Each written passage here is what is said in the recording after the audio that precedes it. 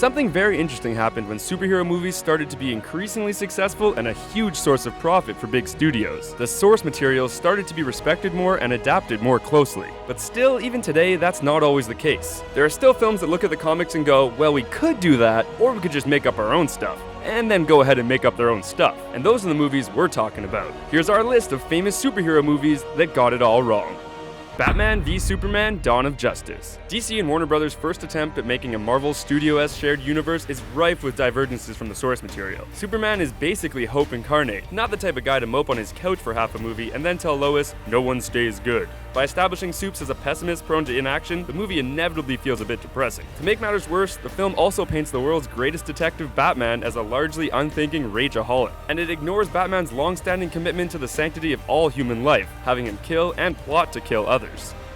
Fantastic Four. The latest attempt to bring Marvel's first family to the big screen, 2015's Fantastic Four, may be the worst Fantastic Four film yet, and that's saying something. The most glaring and disappointing mistake is that the Fantastic Four, Ben Grimm, Reed Richards, Sue Storm, and Johnny Storm, make the fateful trip that gives them their powers together. The boys don't just take off and leave Sue behind. She's an equal part of the team, not an afterthought. Similarly, the man who will become Doctor Doom does not gain his powers alongside the Four, but through his own hubris, genius, and will, and he'd never destroy the world. He's too busy trying to rule it. The Amazing Spider-Man 2. The film that sent Spider-Man back to Marvel's loving embrace because of its critical reception that sidetracked Sony's big plans. Amazing Spider-Man 2 can first look to its main villain to see where things all went wrong. ASM 2's decision to change Max Dillon from a blue-collar line worker, a real regular type of guy, to a brutally socially awkward scientist with a Spidey obsession does little to help the character and hurts the movie in general. Worse still is the movie continues the franchise's obsession with Parker's parents, something that was never the case in the comics. Green Lantern. 2011's Green Lantern, Ryan Reynolds' first attempt at a lead comic book character, is actually pretty accurate for all its other failings. That is, except for when it comes to Parallax, the giant yellow worm of fear. For one, Parallax did not make Hector Hammond the massive cranium monster he did today. That was a whole different thing. For another, in the comics, the worm is more of a subtle operator, a subconscious manipulator, not a rip through the building and eat people guy. Jonah Hex. To look at 2010's Jonah Hex now is an experiment in cognitive dissonance. With a cast of established talent, Josh Brolin and John Malkovich, and up-and-comers like Michael Fassbender, it seems like it can't miss on paper. Unfortunately, the movie never really seems to be about the character fans knew from the comics. Jonah Hex is a gunman with a scarred face and a real sense of morality. He cannot resurrect the dead and has little use for your steampunk, thank you very much. By draping the movie in the mystical and the what if they had modern-like weapons back then, the story robs Hex of what makes him unique and doesn't do much to bring in fans.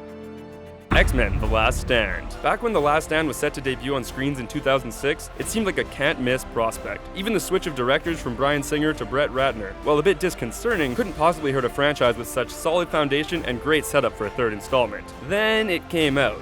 A huge portion of this bloated mess pivots on Jean Grey's turn to Dark Phoenix. However, in a universe-spanning cosmic adventure that showcases a character's slow degeneration and her destruction of the entire world, we end up with a quick turn to darkness in a movie too overstuffed to do anything with Grey but make her a brief and largely ineffectual villain.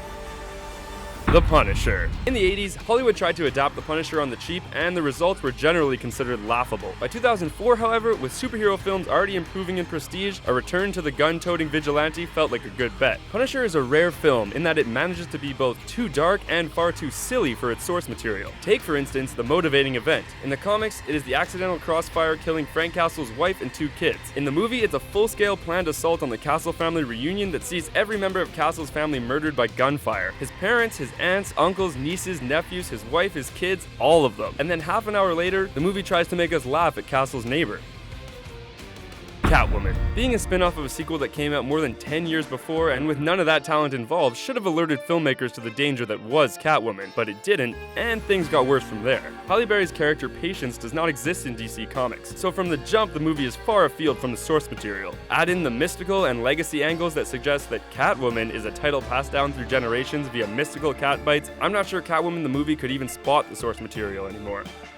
Batman and Robin. It's rare a director will actually apologize for a movie that made over $100 million in the 90s, but Batman and Robin is the rare gem that made director Joel Schumacher do just that. A big part of the reason no doubt lies with how not inspired from source material the movie actually was. Bane is smart, diabolically so, not a monosyllabic idiot. Mr. Freeze is quiet, tortured, and certainly not known for dancing in his bathrobe. And most credit card companies would not issue Batman a credit card, as he lacks a social security number and any credit history. The whole experience is not even campy like a 1960s show. It's just a loud, terrible mess filled with unrecognizable characters. What killed the dinosaurs?